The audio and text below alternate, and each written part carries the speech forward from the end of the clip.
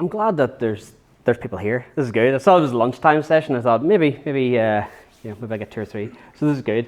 Yep, my name is Andrew Gribben. I work for a publishing company that no one has ever heard of. They are the second or third largest publisher in the US. And like a lot of US companies, have an Irish office for reasons. And so a lot of the engineering work is done in Dublin, and that's where I'm based. I've been there around 7 years now, and the last 3 or 4 years, my primary focus has been around digital accessibility.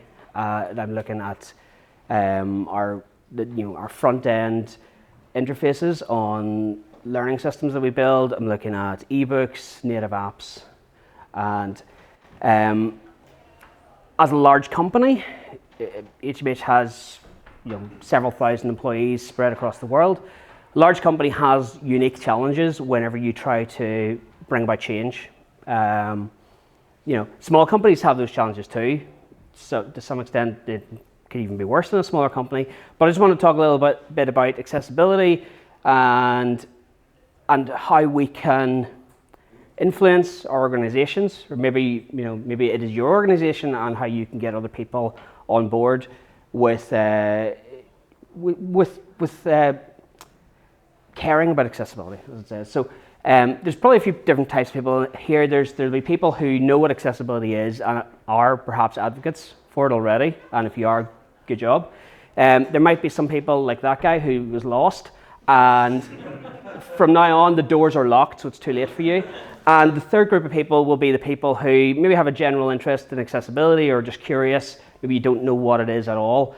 And so before we start, really, I should delve into that and talk about what accessibility actually is. Because we probably all know that accessibility is important. It's a very big topic at the minute. It's going to get even bigger with new legislation. But just because we know something's important doesn't mean we necessarily can explain it. And if we can't explain it in organizations, then it's really hard to get that change happening, to change culture, to change development methods, to change frameworks, to change design practices. If you just say it's important and that's it, there's only so far you can take it. So let's talk a little bit about what accessibility is, or to paraphrase a wise philosopher, why is accessibility? I want to get some audience participation, and it's going to go off on a tangent, so apologies in advance, but I promise it is relevant. How many of you have a dent on your middle finger from holding a pencil or pen in school? Yeah, good lot. If you don't, grab the finger in your dominant hand and feel if you have a dent or a bulge or something. Okay. Do any of you remember when you finished your exams how sore your hand was? Yeah? Okay. Did any of you have a favorite pen or pencil? Like if you didn't have that pen or pencil, that Pilot G2, or that Bic, I don't know why my wife uses a Bic, but she swears by them, you couldn't do your exam. It was literally the end of the world, yeah? Okay. And perhaps you chose that pen or pencil because it was shaped in a certain way that made you hurt less, yeah? Okay. Do I have any gamers here today? Okay, good. Do you ever have sore thumbs or trigger fingers after a really epic raid? Okay. I want to show a big show of hands for this. Who prefers the Xbox One controller over the PS4? Okay. Who has bought an Elite controller because they prefer it? Okay. All right. Has anyone ever experienced the sheer agony, the excruciating pain that comes from trying to hold a Nintendo Joy-Con in adult-sized hands? Yeah? Okay. Know what I'm talking about? Good. Okay, and let's think about work then. Anyone ever get wrist pain from their keyboard or mouse? Back pain from a really dodgy chair? Sore neck from holding the phone under your shoulder? Yeah? So anything you do in any of those scenarios to alleviate that pain it's a form of accessibility. It may be classed as ergonomics in terms of a game controller or even a pen, but it is a way of making a task more accessible to you. Even glasses, and look around, there's a bunch of people with glasses here. This is a type of assistive technology. It's just become normalized. People don't think twice about glasses. Is there anyone left-handed in the audience? Okay, so you probably haven't experienced a huge degree of discrimination because you're left-handed, but my dad, who's left-handed, tells me about how he was beat in school until he could use his right hand. You know, and you know, a generation before that, you were thought to be some sort of freak. So things that are seen as disabilities, you know, can become normalized.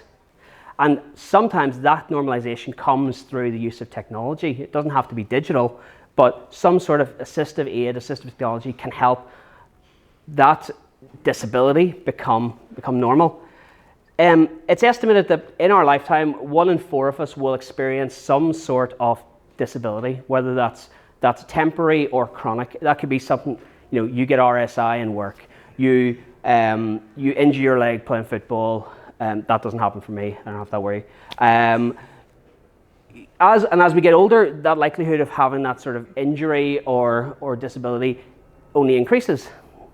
And I actually think we are in the next 20 odd years going to hit this sort of epidemic point where we're going to have a generation of people who are not digital natives, but digital immigrants, I suppose, who are aging out of, you know, the normal setup of technology, and are going to really struggle to do common tasks in the way that, you know, previous generations haven't, because they haven't been as deep into, you know, into computers and phones and games as our current generation.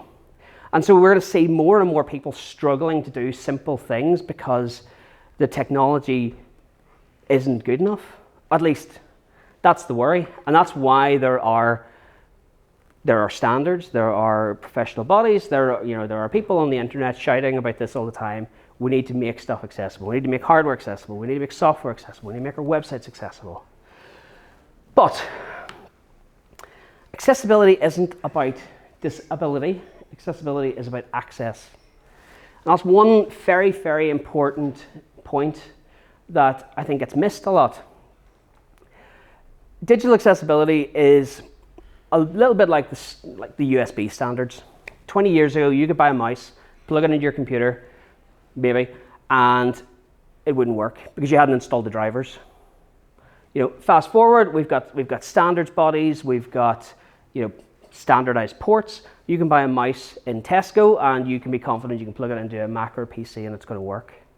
There were probably manufacturers resistant to following a standard when they were producing those peripherals, but over time they realized that they're going to sell more mice. If they make a standardized mouse, they're going to make more money. And so for a business, a big business especially, that's the bottom line. You know, we can all think that, you know, it's all about caring for people, and I'm not saying it's not. Please don't get me wrong. But for a large, sometimes faceless organization that large corporations can be, it's very hard to make them care because there's so many people you have to reach. You know, that's the reason that the corporation is uncaring. It's because, and I'm not saying who I work for is uncaring, but I'm just saying large corporations can seem uncaring to people's plight because there are so many people that you have to reach in order to enact change. But if you talk to them about money, that's going to get people listening. So you have to know your audience.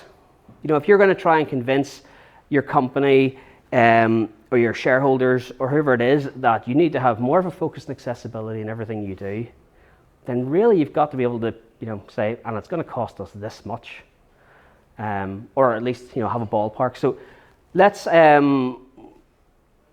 about that then. So another quote, stolen from another comic book character: make a plan, execute the plan, expect the plan to go off the rails, and throw away the plan. Because just being able to talk to people in a company about money does not mean you're going to end up with an accessible product. To make a product accessible, it's going to hurt. It's going to hurt a lot. It's going to hurt you. It's going to hurt your company. That could be time, that could be money, that could be research, that could be lack of users, that could be lawsuits. It's not easy. And in this half-hour session, I'm not going to tell you how, because that's going to be impossible to tell you how to make something accessible in half an hour. But Oh, panic. So is anyone worried at this point? So I've told you it's going to cost a lot of money. It's going to hurt. A quarter of us are going to have a disability in our lifetime. The industry isn't caught up. We could try talking to businesses about money. We could try manipulating people by playing on their emotions, making them feel bad, feel sorry. Maybe we feel sorry for ourselves. Maybe we feel sorry for others. Maybe we're panicking right now. Let's not panic. Let's just have a look at what we can do to make accessibility accessible. See, if you have, another show of hands actually, anyone work in an organization that is agile in some form? You've got user stories, Scrum, Kanban, whatever, yeah? Okay. If you have a project that has, say, 10 epics, 100 stories, and you have one story that says, make product accessible, you're probably doing it wrong. If you have a single epic that says, make product accessible, you're also probably doing it wrong. So how then do you plan to make something accessible? Well, don't. Now, before anyone walks out, again, doors are locked, you have to think about it a little bit differently. So if you have a legacy product, been around 3 years, 5 years, 10 years, even a year, if it's shipped and it's out there and you now have to make that thing accessible, having a single user story that says make accessible is going to be as useful as having a user story that says product must have words. Yeah, we know it needs words. What words? How many? Who will write them? What language? All the languages? So you can't just say make something accessible. Your product managers might say that, your business requirements might say that, but as developers who, and we should be the ones influencing what goes into those user stories based on the requirements, we have to know what needs to be done to make a user story we already have accessible. Not the product. Look at a smaller level. Look at individual components. Look at individual tasks. Is there anything I'm going to do here that might have an impact, that might have a negative impact? Am I taking a shortcut? Am I doing something that is a known hack? You see, making a product accessible can be as complicated as actually making the product itself. It's difficult enough to write vanilla HTML that's semantic, let alone add on JavaScript and CSS. And then you pile on, a couple of frameworks. You've got libraries that you're pulling in from somewhere else through Node, and you don't even know half the times what they're doing except for the few functions that you want to use. And then we're trying to fix things with CSS or JavaScript because, maybe this legacy product, maybe this new product, everything's a div. Your checkbox is a div, your paragraph's a div, your form is full of divs. Maybe you did that, maybe somebody else did that, maybe the framework you're using generates that sort of HTML. Do you know that is a problem? Or not? That's not, I don't want participation for that bit. So first point that I have is understand. Know your framework. If you're using Angular and there are quirks of Angular, know why. If you're using React and some people want CSS inline in their JavaScript, and some people are right. Two different groups. Know why you have that opinion. Know why that framework was built in that way. Know what the quirks are. Look for the flame wars on the forums between people who like tabs over spaces. Find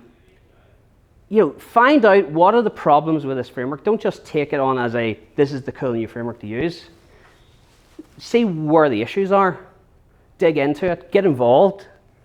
Push back on the creators, especially if it's an open source framework. But even in your workplace, if you have a proprietary framework or you're using reusable components, ask why something has been built in that way. Ask, are there any implications? Ask, have you had historical bugs from people who can't use it for some reason?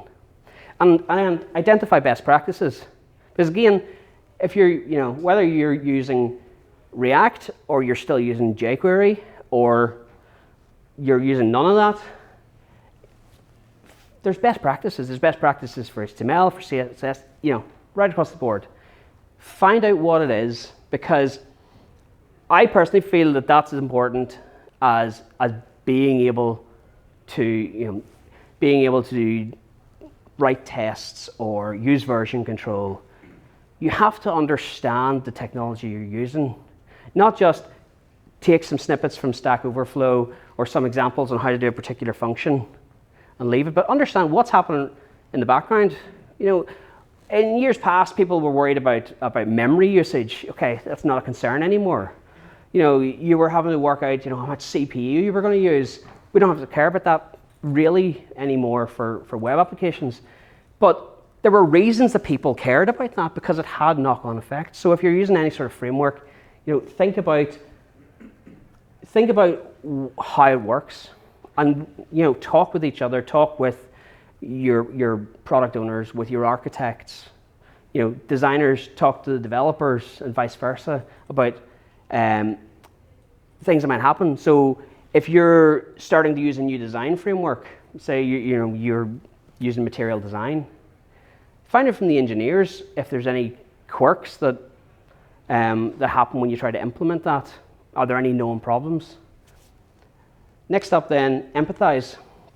So if a quarter of us are going to need to use an assistive technology in our lifetime, then we should all be thinking, okay, maybe we need to put ourselves in other people's shoes and so on. But don't go around blindfolding yourself and your colleagues.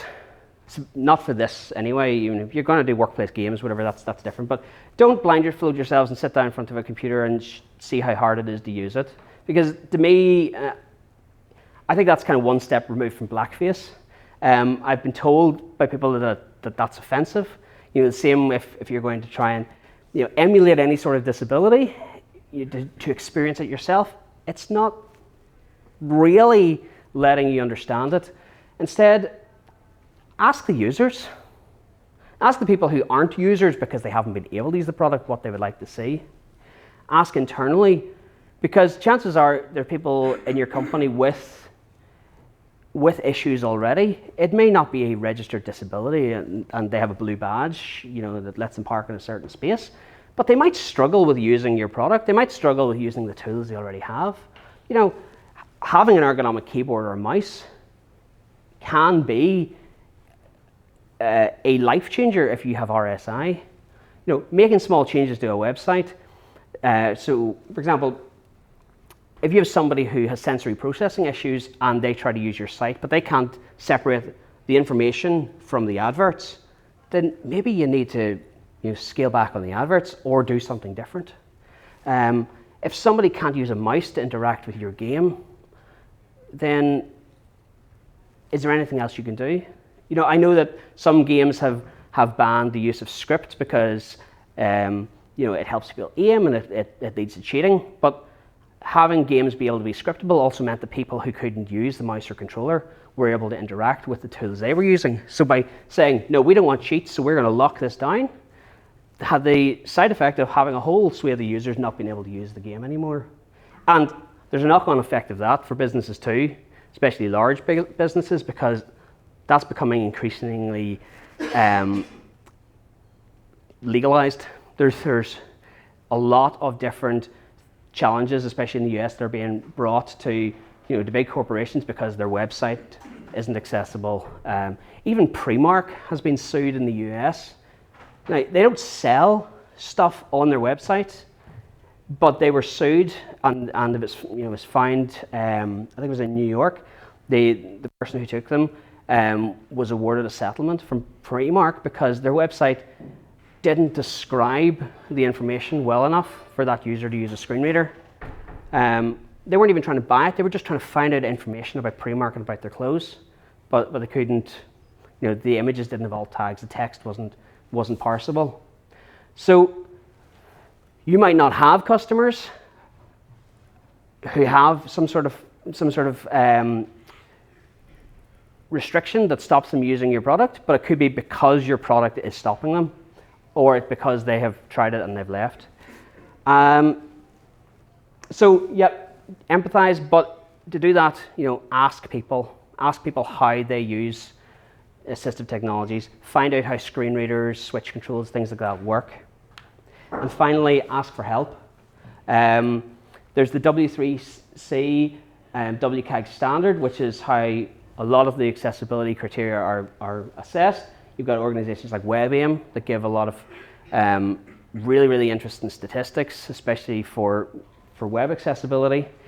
You've got advocacy groups and consultancies everywhere.